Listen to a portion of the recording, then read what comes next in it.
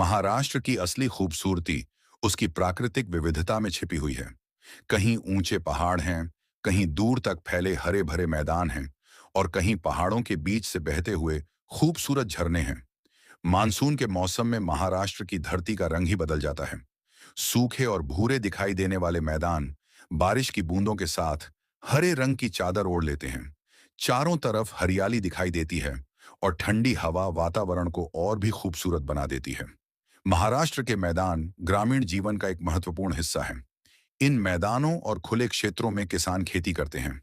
बारिश का पानी खेतों और जमीन को नई जिंदगी देता है। कहीं हरे भरे धान के खेत दिखाई देते हैं, तो कहीं दूसरी फसलें हवा के साथ लहराती हुई नजर आती हैं। सुबह के समय जब सूरज की हल्की किरणें इन हरे मैदानों पर पड़ती हैं, तो पूरा दृश्य किसी खूबसूरत चित्र जैसा दिखाई देता है। दूर पहाड़ियों के बीच फैली हरियाली, खेतों में काम करते किसान, पेड़ों पर बैठे पक्षी और ठंडी हवा, ये सब मिलकर महाराष्ट्र के ग्रामीण जीवन की एक सुंदर तस्वीर बनाते हैं। लेकिन महाराष्ट्र की खूबसूरती यहीं खत्म नहीं होती। जब बारिश पहाड़ों पर गिरती है, तो यही पानी छोटी छोटी धाराओं का रूप लेकर नीचे की ओर बहता है। रास्ते में कई धाराएं आपस में मिलती हैं और खूबसूरत झरनों का निर्माण करती हैं। मानसून के दौरान महाराष्ट्र के झरने अपनी पूरी खूबसूरती में दिखाई देते हैं। पहाड़ों की ऊंचाई से गिरता हुआ पानी, आसपास की हरी चट्टानें, बादलों से ढका आसमान और हवा में फैली पानी की हल्की फुहार, ये दृश्य किसी फिल्म के दृश्य से कम नहीं लगता। कई झरने जंगलों और पहाड़ियों के बीच छिपे हुए हैं। वहां पहुंचने के लिए छोटी पगडंडियों से गुजरना पड़ता है। रास्ते में मिट्टी की खुशबू, पक्षियों की आवाज और पत्तों पर गिरती बारिश की बूंदें सफर को और भी यादगार बना देती हैं। झरने केवल देखने में सुंदर नहीं होते, बल्कि वे प्रकृति के जलचक्र का महत्वपूर्ण हिस्सा भी हैं। बारिश का पानी पहाड़ों और जंगलों से होकर बहता है और आगे चलकर नदियों और जल स्रोतों को पानी देता है। यही कारण है कि महाराष्ट्र के पहाड़, जंगल, मैदान और झरने एक दूसरे से जुड़े हुए हैं। अगर जंगल सुरक्षित हैं, तो बारिश का पानी जमीन में बेहतर तरीके से पहुंच सकता है। अगर पहाड़ और उनकी मिट्टी सुरक्षित है, तो पानी के प्राकृतिक प्रवाह को बनाए रखने में मदद मिलती है। और यही पानी आगे खेतों, नदियों और इंसानों के जीवन के लिए महत्वपूर्ण बनता है। लेकिन इन खूबसूरत जगहों को हमारी जिम्मेदारी की भी जरूरत है। आज कई लोग मानसून में झरनों और मैदानों की सुंदरता देखने के लिए बड़ी संख्या में पहुंचते हैं। पर्यटन से स्थानीय लोगों को रोजगार मिलता है, लेकिन अगर पर्यटक लापरवाही करें, तो प्रकृति को नुकसान भी हो सकता है। प्लास्टिक की बोतलें और खाने का कचरा फेंकना, तेज आवाज में संगीत बजाना, झरनों में खतरनाक जगहों पर जाना या प्राकृतिक संरचनाओं को नुकसान पहुंचाना, इन सब से बचना चाहिए। प्रकृति हमें खूबसूरती मुफ्त में देती है, इसलिए बदले में हमारी जिम्मेदारी है कि हम उसे साफ और सुरक्षित रखें। महाराष्ट्र के मैदान और झरने हमें एक बहुत खूबसूरत संदेश देते हैं। बारिश की एक बूंद जब पहाड़ पर गिरती है, तो वह अकेली नहीं रहती। वह मिट्टी से मिलती है, छोटी धारा बनती है, फिर झरना बनती है और आगे चलकर नदी का हिस्सा बन सकती है। यानी प्रकृति में छोटी सी चीज भी बड़ी यात्रा का हिस्सा होती है। महाराष्ट्र के ये हरे मैदान और बहते हुए झरने सिर्फ प्रकृति के दृश्य नहीं हैं, ये इस धरती की जिंदगी है।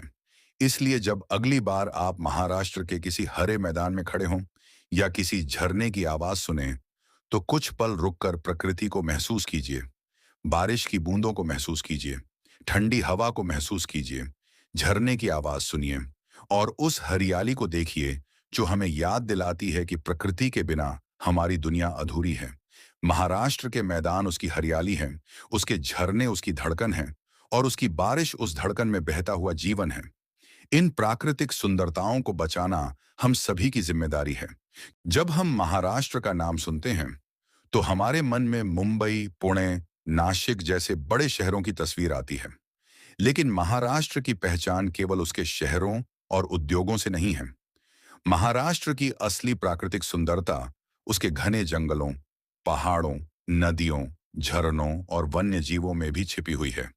महाराष्ट्र के जंगल प्रकृति का एक अनमोल उपहार हैं। ये जंगल न केवल पेड़ पौधों और जानवरों का घर है, बल्कि हमारे जीवन के लिए भी बहुत महत्वपूर्ण है। महाराष्ट्र के जंगलों की सुंदरता, महाराष्ट्र में अलग अलग प्रकार के वन पाए जाते हैं।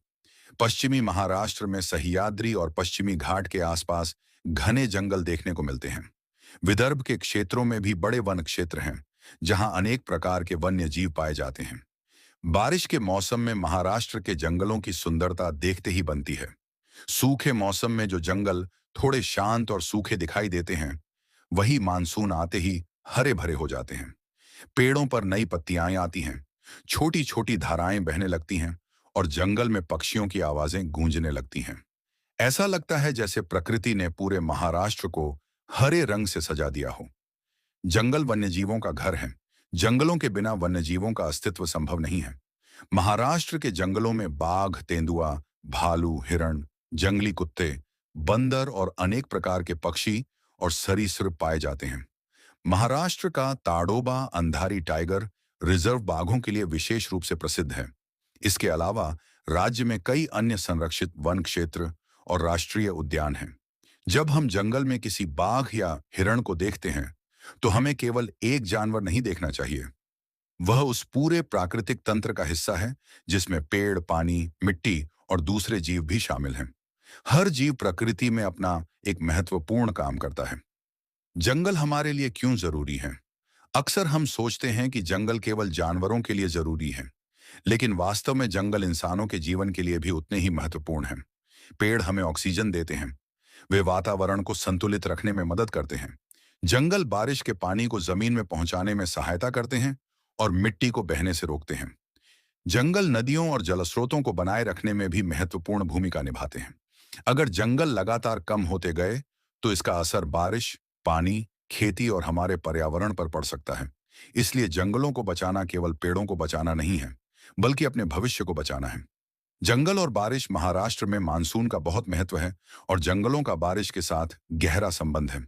जब बारिश होती है तो जंगल की मिट्टी पानी को अपने अंदर रोकती है। पेड़ पौधे और उनकी जड़ें मिट्टी को मजबूत बनाए रखते हैं। इससे पानी धीरे धीरे जमीन में जाता है और जल स्रोतों को बनाए रखने में मदद मिलती है। यही कारण है कि जंगलों की रक्षा करना पानी की रक्षा करने के बराबर है। बारिश के समय जब हम पहाड़ों और जंगलों में झरने देखते हैं, तो हमें यह समझना चाहिए कि इन झरनों के पीछे प्रकृति की एक पूरी व्यवस्था काम करती है। जंगलों के सामने चुनौतियां, आज महाराष्ट्र के जंगलों के सामने कई चुनौतियां हैं। जंगलों की कटाई, बढ़ता शहरीकरण, सड़क और निर्माण कार्य, जंगलों में कचरा और प्लास्टिक तथा जंगलों में लगने वाली आग प्रकृति को नुकसान पहुंचा सकती है। कई बार लोग घूमने के लिए जंगलों और पहाड़ी क्षेत्रों में जाते हैं और वहां प्लास्टिक की बोतलें, खाने के पैकेट और अन्य कचरा छोड़ देते हैं। हमें यह समझना होगा कि जंगल हमारा कूड़ेदान नहीं है। अगर हमें प्रकृति की सुंदरता देखने का अधिकार है, तो उसकी रक्षा करना भी हमारी जिम्मेदारी है। इंसानों की जिम्मेदारी, जंगलों को बचाने की जिम्मेदारी केवल सरकार या वन विभाग की नहीं है। हर नागरिक की इसमें भूमिका है। हम ज्यादा से ज्यादा पेड़ लगा सकते हैं, जंगलों में कचरा नहीं फेंक सकते, प्लास्टिक का इस्तेमाल कम कर सकते हैं, वन्य जीवों को परेशान नहीं कर सकते और जंगल में आग जैसी घटनाओं को रोकने में मदद कर सकते हैं। जब हम किसी जंगल या प्राकृतिक स्थान पर जाएं, तो हमें एक बात हमेशा याद रखनी चाहिए: प्रकृति हमें देखने के लिए है, बिगाड़ने के लिए नहीं। हमारी आने वाली पीढ़ियां, आज हम महाराष्ट्र के जंगलों की सुंदरता देख पा रहे हैं, क्योंकि पिछली पीढ़ियों ने इन्हें किसी न किसी रूप में सुरक्षित रखा। लेकिन सवाल यह है कि क्या हमारी आने वाली पीढ़ियां भी यही जंगल, यही हरियाली और यही वन्य जीव देख पाएंगी? इसका जवाब हमारे आज के फैसलों पर निर्भर करता है। अगर हम आज जंगलों की रक्षा करेंगे, तो आने वाली पीढ़ियों को भी स्वच्छ हवा, पानी, हरियाली और सुंदर प्राकृतिक वातावरण मिलेगा। निष्कर्ष अंत में मैं यही कहना चाहूंगा कि महाराष्ट्र के जंगल केवल पेड़ों का समूह नहीं है, वे जीवन का आधार हैं। इन जंगलों में हजारों पेड़ पौधे, पक्षी और जानवर रहते हैं। ये जंगल बारिश, पानी, मिट्टी और पर्यावरण के संतुलन में महत्वपूर्ण भूमिका निभाते हैं। इसलिए हमें जंगलों को केवल पर्यटन की जगह नहीं समझना चाहिए, बल्कि उन्हें प्रकृति की अमूल्य विरासत मानना चाहिए।